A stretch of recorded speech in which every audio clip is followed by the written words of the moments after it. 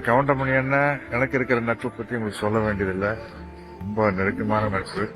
எவ்வளோ படத்தில் நடிச்சுக்கிறேன். அவருடைய மனைவி அக்கா இருந்ததுக்கு என்னுடைய ஆழ்ந்த இரங்கல்களை அவருடைய குடும்பம் தெரிவிச்சுக்கிறேன்.